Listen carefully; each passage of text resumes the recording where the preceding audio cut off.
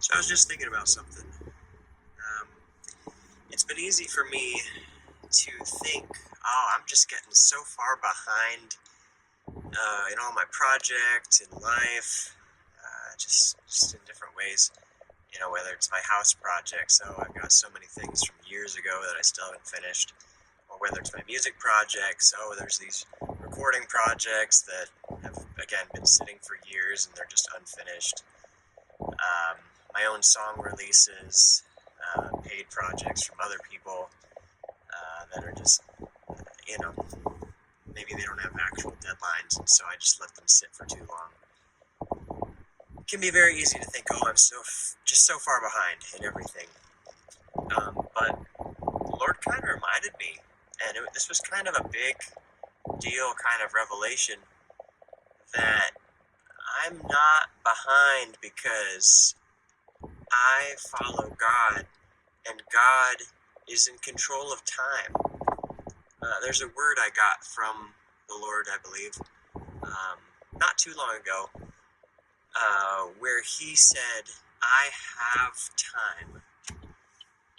And I was asking, do I have time for something? And He basically said, you have time because I have time. But He didn't mean I have time like, oh, I've got time for this or I've got time for that. He meant I have time, like I have the ownership of time. Time is mine. It is something I am in control of. And it's like, oh, I have time because you have time. You own time, and I'm a part of your system in which you rule time, so I do have the time for these things. Well, anyway, that was a revelation from a while ago, and then just recently I was like, oh, I've seen God show up so many times where, I don't know, maybe I didn't get much sleep on a given night, but He'll wake me up just in time for whatever I had to do that day. And just always working out the timing of everything. And it honestly makes it kind of, I don't know, could make you ashamed if you start to worry. Like maybe I had a band practice and we had started band practice a little too late, and I just panic and stress and try to taskmaster everybody into getting it done on time, and then we get done early. Oh, I really didn't need to strong arm that at all. I could have just relaxed and had my peace, just knowing God was in control of the whole thing. And I guess I'm just realizing there's so many of these things where I didn't have control of it. I didn't have control necessarily of what time I woke up. Maybe I forgot to set an alarm and somebody rings the doorbell just before I need to get up or whatever. And these kind of things happen. And I'm like, wow, if God can control these variables I can't control, and if I'm literally serving God and God is in communication with me and His Spirit is inside of me guiding me, and He is not some, lax father who's just unwilling to communicate, if something is actually gonna happen that's bad, or there's something I need to take action on, He's gonna step in and be like, stir something up inside of me to be like, hey, something's wrong, or hey, you need to go this way, or whatever. So I really don't need to worry at all, and I'm not behind. This is something I just realized. I'm literally not behind. I'm, in some ways, exactly on schedule, because my God is exactly on schedule. He does things perfectly on time, and I'm underneath His leadership, so I'm on time. I'm getting things done exactly when He wants them to get done. And that doesn't discount that there can be spiritual hindrances to things, that the evil one could step in and block something. But I don't think it's all that. I am under the guidance of His hand, and so I am on time. He's leading me, and things are going to get done just as soon as they need to be.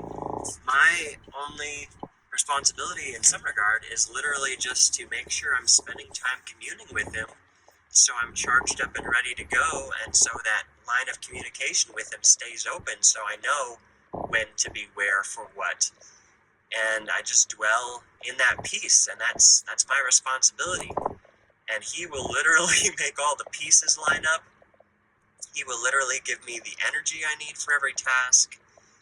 I just read a devotional where it was talking about, we are the salt of the earth, which was amazing because I had just read that scripture that day, and it happened to be in my devotional the same day later that evening when I read my devotional. I'm like, shucks, God is just all over this.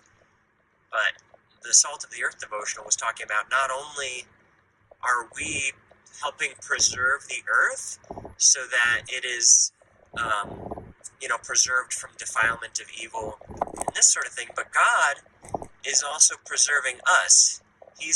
Because that scripture talks about, what if the salt loses its saltiness? Then what's gonna help the salt to be salty again? Well, this devotional was saying, God is the preserving force over our lives. He's the one who keeps us as his children salty, as it were. He's the one who makes sure that we're okay as we're helping make sure the world is okay.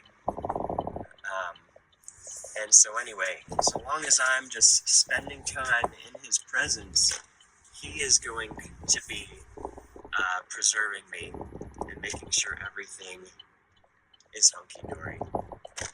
So again, I'm not behind. I'm right on time because he's my master, so I literally don't have to be in a hurry. I don't have to work myself up into a sweat. I don't need to run into a frenzied panic. I mean, this isn't how we go for salvation. We don't frenzied panic our way into salvation.